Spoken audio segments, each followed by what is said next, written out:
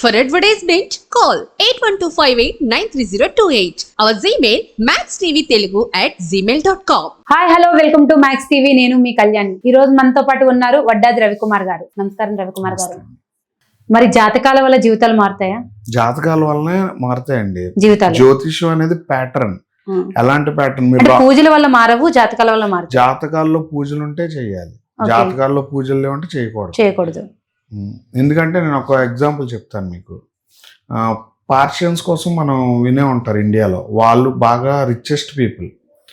వాళ్ళు మనం చంద్రుడు అనుకునే గ్రహం యొక్క పదార్థాలతోనే వాళ్ళ మతం ముడిపడి ఉంది. వాళ్ళ దేవుడు మెయిల్ కాదు, ఫిమేల్ కాదు, ఒక పవర్ఫుల్ గాడ్ ఆయన. ఎందుకంటే సృష్టి చేసింది ఆయన. వాళ్ళు సిల్వర్ పాట్ లో ఫైర్ పెడతారు, వాళ్ళ దాంట్లో షుగర్, మిల్క్ ఇవన్నీ ఉంటాయి. అంటే చంద్రకారకమైనవన్నీ. భారతదేశం నడుస్తుందే చంద్రమానం మీద. వాళ్ళు కాకపోతే ఎవరు బాగుంటారు? అవును, ఇది గ్రహస్థితి. ఇప్పుడు మనం చంద్రుడు అన్నిటికి కారకుడు అంటాం. వైట్ కలర్ కోటలు ఎందుకు కట్టలే మనం? అమెరికా లండన్ వాడు ఎందుకు కట్టుకున్నాడు వైట్ హౌస్? మన రెడ్ కోటలు ఎందుకు పెట్టుకున్నాం? క్యాజువల్ గా. బాగా ఇంద్రప్రస్థానం అని పిలువబడే ఢిల్లీ పుణ్యక్షేత్రాలు లేవు, పౌరాణిక పుణ్యక్షేత్రాలు లేవు. ఎందుకు అంటే ముస్లిమ్స్ దర్గాస్ ఉన్నాయి, పవర్ఫుల్ దర్గాస్. ఆ ప్లేస్ కి ఏంటి ప్రాముఖ్యత అంటారు? యూకేలో వైట్ వాడతారని అంటే వాళ్ళకి సెంటిమెంట్ గా వైట్ వాడతారా? తెలియకుండా గ్రహస్థితిని వాడుతున్నారు కదండి. అక్కడ ప్రపంచం మొత్తంలో తెలుపుని ఎక్కువ వాడతారు. భారతదేశం చంద్రమానాన్ని నమ్ముతుంది, రెడ్ కోట్లు ఎందుకు కట్టుకున్నారు అని అడుగుతున్నాను. మీరే చెప్పాలి. మరి నేనెందుకు చెప్తాను? మీరు తెలుసుకోవాలి. నేను అన్నాను కదా, నేను తెలుసుకోవాలని జ్ఞానం ఇస్తాను తప్ప తెలియజేయను. అది జనాలు తెలుసుకోవాలి. భారతదేశంలో తెల్ల కోటలు ఎందుకు లేవు? చంద్రమానాన్ని నమ్మే సిద్ధాంతం మందైనప్పుడు వైట్ కలర్ కోటలు, వైట్ కలర్ గుళ్ళు ఎందుకు లేవు? ఓకే, అంటే మా ప్రేక్షకులకి వేస్తున్నారన్నమాట ప్రశ్న. అంతే. బ్లాక్ వేస్తే బ్యాడ్ అంటారు. విగ్రహాలన్నీ బ్లాకే కదా సౌత్ లో. కూడా ఎందుకు నెగిటివ్ అని అడుగుతున్నాను. అంటే కొన్ని శుభకార్యాలకు కూడా బ్లాక్ వేయకూడదని చెప్తారు మన హిందువులకి. మీరు నమ్మారు కాబట్టి ప్రాబ్లమ్స్ వచ్చాయి అంటున్నాను. నేను ఇంకా ఒకటి చెప్తానండి. సూర్యరశ్మి తగిలితే పాజిటివ్. నాకు తెలిసి సౌత్ లో ఏ గర్భగుడిలోకి సూర్యరశ్మి వెళ్ళదు, పురాణం గుడిలో. ఎందుకు అంటే మనం అన్ని కూడా ఈస్ట్ ఫేసింగ్ ఉంటాయి కదా. వెస్ట్ ఫేసింగ్ ఉన్న గుడిలో కోరికలు తీరుతాయి, ఈస్ట్ ఫేసింగ్ ఉన్న గుడిలో మంచి జరుగుద్ది. మంచికి కోరికలు తీరడానికి చాలా. మోక్షము కోరిక ఒకటేనా? కాదు కదా. కాదు కదా. మోక్షం వస్తే కోరికలు ఆటోమేటిక్ గా తీరుతాయని అంటారు కదా. మరి మోక్షం అనేది దేని మీద ఆశ పెట్టుకోకపోవడం అండి. ఇప్పుడు నిద్రపోయారు, మోక్షం. లెగిసారు, కోరికలు అవి తీరాలి, మీరు పని చేయాలి. ఇప్పుడు నిద్రపోతే మోక్షం, దానిలో మీకు అసలు కోరిక. అంటే ఇప్పుడు మనుషులు మోక్షం కోసం పోరాడాలా, కోరికల కోసం పోరాడాలా? మనుషులు వాళ్ళ కోసం బతకడం మానేసి ఎదుటోళ్ళు గౌరవించడం నేర్చుకోవాలండి. నమ్మాలి. ఒకడు దొంగతనం చేశాడు, వాడు దొంగ కాబట్టి చేశాడు. ఇప్పుడు నువ్వు పోగొట్టుకుని సంపాదించడానికి అవతలని చంపేసి లాక్కుంటావా, జాగ్రత్తగా ఉంటావా అనేది మనకు జ్ఞానం అవ్వాలంటాను.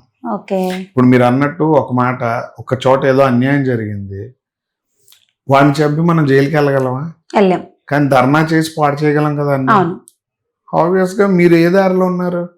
చంపేసి నమ్మితే అంత చేసి చేయకూడదు. కాన్స్టిట్యూషన్ లా మారిపోయింది అనుకోండి. అది అంటే ఎందుకు చెప్తున్నానంటే మనం నమ్మడం వేరు, బతకడం వేరు. ఇప్పుడు నేను ఏమన్నా, జ్యోతిష్యం అనేది మతమా కాదా, ఒక మతానికి వేదానికి అనేది పక్కన పడే, జ్యోతిష్యం ప్రకృతి, అదొక మతం లాంటిది. దానికి ఏంటంటే ఒక ప్యాటర్న్స్ ఉంటాయి. ఇప్పుడు లైఫ్లో మీకు చెప్పాను కదా, ఒక వ్యక్తి బాగుపడాలి అంటే, ఇప్పుడు మీరు నన్ను ఇంటర్వ్యూ చేస్తున్నారండి, పాలిటీషియన్ చేసినంత వరకు మీ జీవితం బాగోదని నేను అన్నాను అనుకోండి, మీరు ఇలాంటి ఇంటర్వ్యూలో వెయ్యి చేసినా కూడా మీ మైండ్లో ఒకటి పడిపోయి ఉంటుంది, అలా ఆయన చెప్పారని. నేను ఆ 1000 చేసే బదులు ఆపి ఇవే ఒక 10 చేస్తే క్లారిటీ వచ్చేస్తుంది. అప్పుడు మీరు నమ్మాలి వద్దని మీకు తెలుస్తుంది. లేదు ఇది మారితే నా జీవితం బాగోదంటే ఇంక బాగోదు. మరి మీ జీవితంలో లక్ అనేది ఇంపార్టెంట్ అంటే భక్తి కన్నా లక్ ఇంపార్టెంట్ అని చెప్పారు కదా. లక్ మీరు అన్నారు ఇందాక, అన్నారు లక్ ఇంపార్టెంట్ అన్నారు, లక్ ఇంపార్టెంట్ అన్నారు. అంటే ఇలా లక్ తో బ్రతికే వాళ్ళు ఎవరైనా పెద్ద పెద్ద వాళ్ళు మీరు ఎగ్జాంపుల్ ఏమని చెప్పగలరా? లక్ అంటే మీకు నేను చిరంజీవి గారిని కూడా లక్ అనే అంటాను. ఎందుకంటే ఒక చిన్న ఎగ్జాంపుల్ గా ఆయన బయోగ్రఫీ మాట్లాడదాం. కొన్ని మూవీస్ సుమన్ గారు అరెస్ట్ అయ్యి ఆయనకు వచ్చాయి అంటారు. జనరల్ గా మీరు సుమన్ గారిని ఊహించుకోండి ఆ పాత్రలో. హీరో సుమన్ గారు అండి. రాసిన వాళ్ళు ఆయన చూసే రాశారు. ఓకే, కానీ బాగోదు. లక్ వలన ఈయనకి సూట్ అయిపోయావి. అలాగని చెప్పి ఆ కథలు పుట్టిందే ఈయనకి, అది లక్ కదా. దానివల్ల ఆయన గుర్తించి ఆయన పెళ్ళి చేసుకున్న వైఫ్ కూడా రాజయోగాలు, వాళ్ళ ఫ్యామిలీకి రాజయోగాలు ఉన్న తర్వాతే కదా బిల్డ్ అయ్యారు. సేమ్ మన చంద్రబాబు నాయుడు గారికి ఆయన కూడా రామారావు గారి డాటర్ని చేసుకున్న తర్వాత లక్ ఫ్యాక్టర్ యాక్టివేట్ అయింది.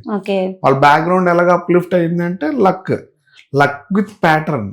ఓకే, ఇప్పుడు మరి అలాంటప్పుడు లా ఆఫ్ అట్రాక్షన్ అని వస్తుంది కదా. ఇప్పుడు ఈ నెంబర్ మీరు పదే పదే చెప్పండి, ఈ నెంబర్ పర్సులో పెట్టుకోండి, మరి అదంత వరకు కరెక్ట్ అంటారు? అది మీకు చెప్తున్నాను కదా, బిలీఫ్ సిస్టమ్ అండి. ఇప్పుడు బిలీఫ్ సిస్టమ్ ఎలా ఉంటుందంటే మీరు పూజ ఏం చేయకపోయినా కూడా తపస్సు చేస్తున్నట్టు. ఇప్పుడు మీరు అన్నారు ఆ నెంబర్ నమ్మితే జరుగుతుంది అంటారు, మీరు జరిగింది.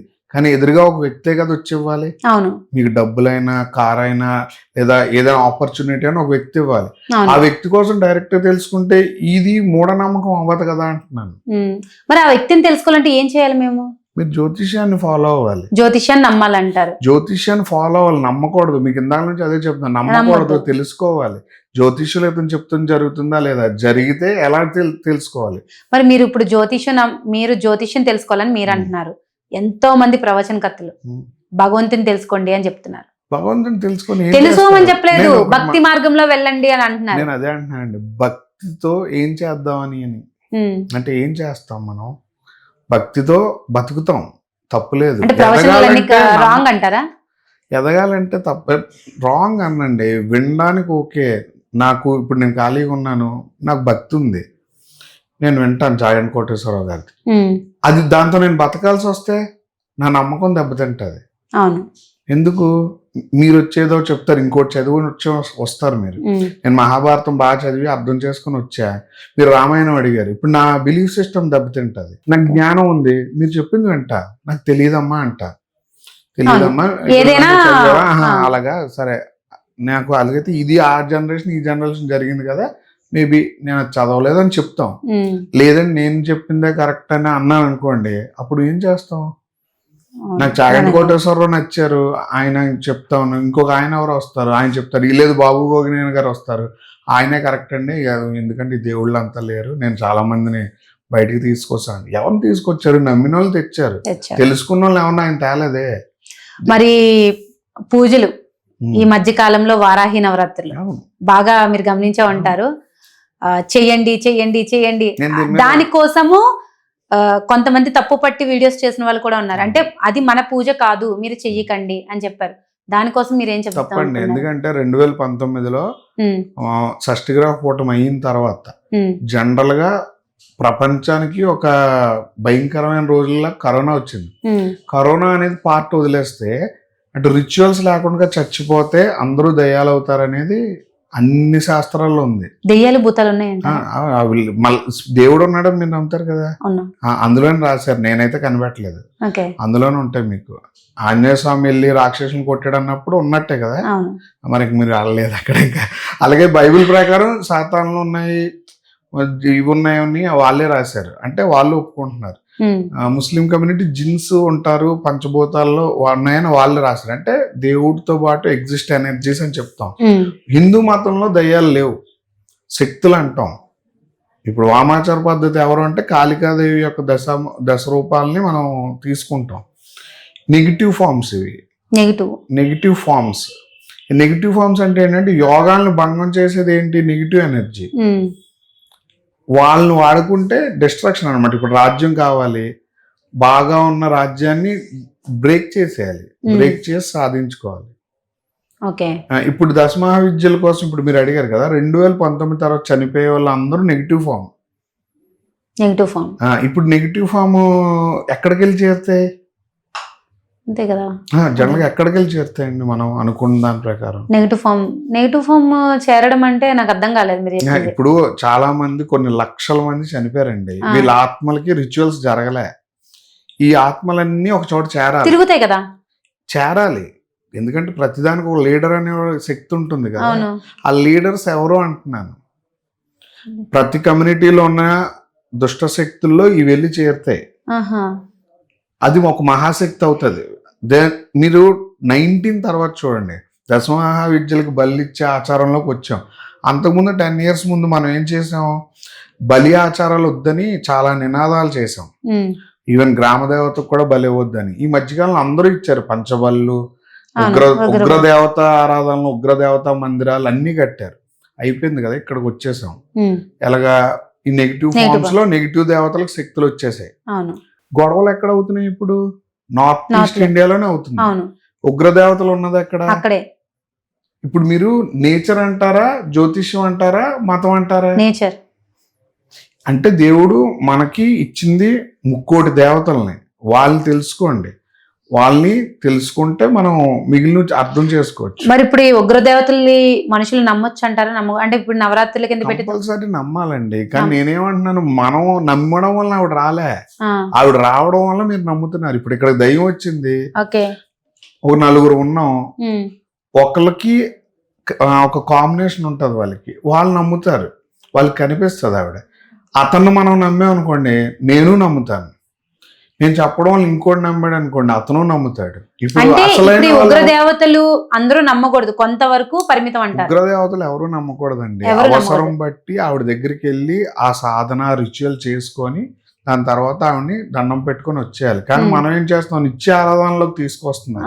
ఎలా? తప్పు కదా. నేను ఇంకోటి కూడా చెప్తాను, గృహ వాస్తులో అంటే గృహం యొక్క వాస్తు వేరు. అలాంటి వాస్తులో ఇప్పుడు ఈ విద్యల్ని చేస్తా ఉన్నారు. చేస్తున్నప్పుడు నెక్స్ట్ ఇయర్ కు సఫరింగ్ ఎవరికి?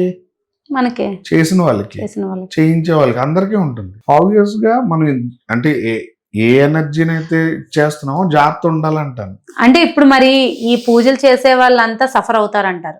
అవుతున్నారు అంటున్నాను, ఆల్రెడీ జరుగుతా ఉన్నాయి కదా. జరుగుతా ఉన్నాయి. నేను చూసినంత వరకు ఒక ఎంట్రీలో ఒక రీసెర్చ్ ఇచ్చారు ఆయన, ఎన్ని మంది నష్టపోయారు, జరుగుతున్నాయి. ఆ ప్రాంతం యొక్క దేవతలు పూజలు జరిగిన చుట్టుపక్కల ఏరియాస్ ఇబ్బందులు పడడం అనేది చూస్తున్నాం. ఓకే అండి, చాలా చక్కగా చెప్పారు.